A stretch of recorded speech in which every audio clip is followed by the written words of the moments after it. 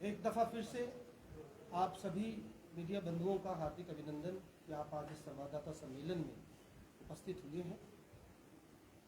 2 दिन पहले जिस तरीके से कश्मीर के अंदर एक कश्मीरी पंडित हमारे भाई जो सरकारी मुलाजिम थे उनकी निर्ममता पूर्वक हत्या उस वक्त की गई जब वो अपने ऑफिस में तहसील कार्यालय में बैठ के काम कर रहे थे।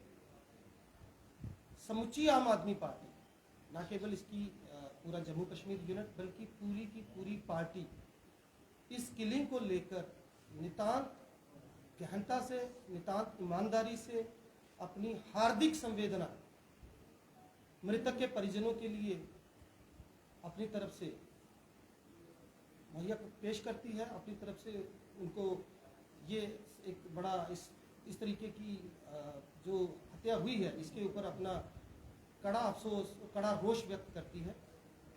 आज इस सम्मेलन के जरिए जैसा कि आपने देखा कि सुबह हमारे कुछ लोगों ने, हमारी टीम के कुछ लोगों ने प्रोटेस्ट भी किया। आम आदमी पार्टी पूरी एकजुटता के साथ कश्मीरी पंडित समुदाय के साथ खड़ी है। लेकिन आपके माध्यम से मैं ये कुछ बातें आप तक, आपके माध्यम से जनमानस तक और कश्मीरी पंडित समुदाय तक लेके जाना चाहता हूँ। आपको याद होगा कि आज से कुछ समय पहले कश्मीरी पंडितों के विस्थापन को लेकर एक फिल्म बनाई गई थी, कश्मीर फाइल्स। बहुत उसके ऊपर राजनीति हुई, यहाँ तक कि हमारी देश के प्रधानमंत्री माननीय श्री नरेंद्र मोदी जी ने भी उसके ऊपर बात रखी अपनी। लेकिन सवाल ये है कि क्या सिर्फ इस तरीके की सियासत करके कश्मीरी पंडितों के उस दर्द को जो उन्होंने आतंकवाद के इस सुर्ख और स्याह दौर को करीब करीब 4.25 दशकों तक भुगता है, उस पर मरहम लगाया जा सकता है?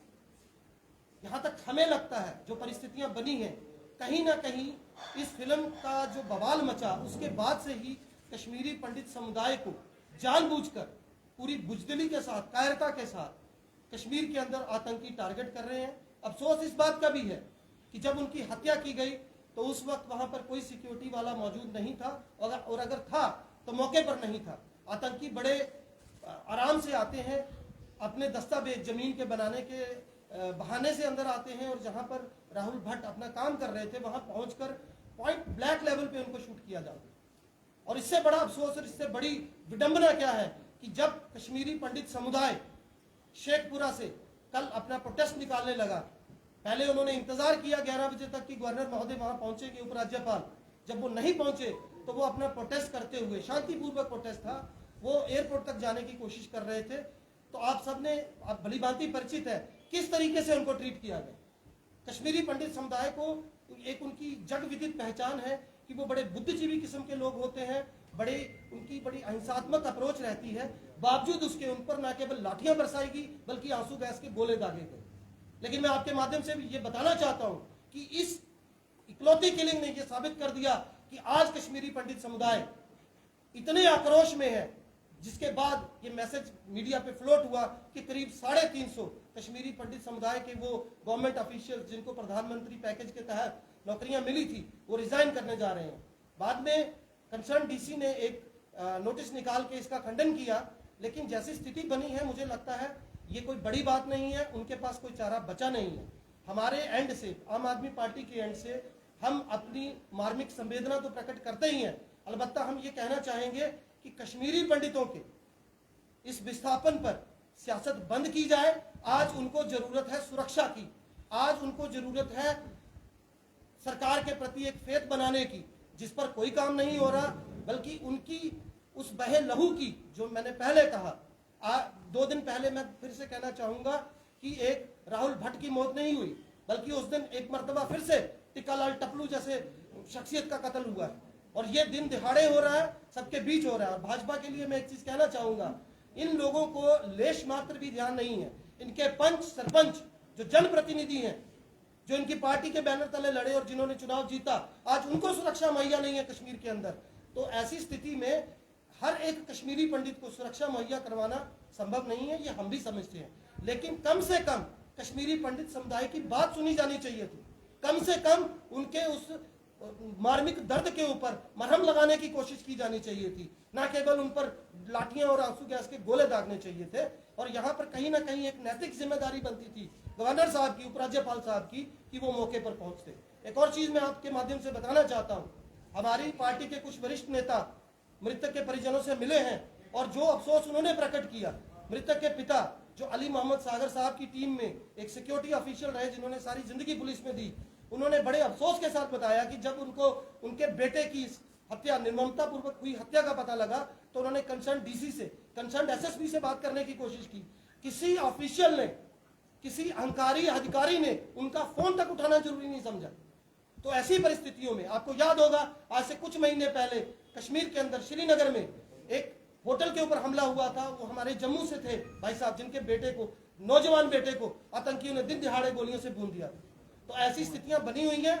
हम सरकार से मांग करते हैं कि इस मामले में सियासत बंद करे और सीरियसली काम करने की कोशिश करे। कश्मीरी पंडित समुदाय के अंदर जो डर बैठ गया है, देखिए नौकरी बहुत बात की बात है, पहली चीज है जिंदगी, पहली चीज है जीवन। आज ये बात करते हैं कि उनको हम वहां पे दोबारा उनकी बहाली करेंगे, उनको एक बार फिर से कश्मीर के अंदर उनको वो सारा सम्मान, मान सम्मान मिलेगा, उनका जो दोबारा नए सिरे से उनकी कॉलोनियां बसेंगी। क्या आपको लगता है कि ऐसी परिस्थितियों में ये संभव है? तो ऐसे में इस तरीके की सियासत को बंद किया जाना चाहिए। कश्मीरी पंडित समुदाय से भी हमारा अनुरोध है कि वो इन चीजों को समझे। अगर हमारे माननीय संयोजक श्री अरविंद केजरीवाल जी ने जो बयान दिया था उसको भारतीय जनता पार्टी ने तोड़ मरोड़ कर पेश किया, उनका केवल इतना कहना था कि अगर विवेक अग्निहोत्री की जेब भरनी है टैक्स फ्री पैसे से तो वैसी पब्लिसिटी नहीं चाहिए, ग्राउंड लेवल पे काम होना चाहिए। तो अंत में मैं आप सबसे अनुरोध करूंगा, आप सबसे मेरी ये इल्तिजा है कि इस पूरे मसले पर सरकार के यहाँ कान खुलने चाहिए। उनको कश्मीरी पंडित भाइयों के इस दर्द का, इस विस्थापन का और जिस तरीके से उनके ऊपर ये बड़े मैं कहूँगा कायरतापूर्ण ढंग से जो हमले हो रहे हैं, इन पर कड़ा संज्ञान लेना चाहिए और इस पूरे समुदाय की बात को पूरी ईमानदारी से सुनना चाहिए। जगजीत जी, परिषद ये भी इल्जाम लगा रहे हैं कि साजिश के तहत राहुल भट्ट जी का कत्ल किया गया पूरी असीम ऑफिस के अंदर। उनका ये कल आक्रोश में जाहिर होता आह्वान कर रहे थे कि वहाँ के एसडीएम पर, वहाँ के तहसीलदार, जितने भी वहाँ पर लोग था, क्योंकि वहाँ पर नाम पूछकर राहुल भट्ट जी को गोली से उनकी हत्या की गई, कि उन पर भी कार्रवाई होनी चाहिए। देखिए एक बात तो बड़ी साफ है, जैसे मैंने पहले कहा, अगर कश्मीर के अंदर जो सबसे बढ़िया होटल श्रीनगर के अंदर चलता था उसको टारगेट किया गया, आतंकियों को पता है कि हमें किस वर्ग को टारगेट करना है। तो जैसे आप कह रही हैं तहसील ऑफिस में राहुल भट्ट का पहले कंफर्मेशन लिया जाता है कि वो कहाँ बैठे हैं और फिर पॉइंट ब्लैक पे जाकर शूट किया जाता है। तो ये तो तय है कि कश्मीरी पंडितों को टारगेट किया जा रहा है। ऐसे में सरकार को देखना होगा कि वो इस सियासत को बंद करे।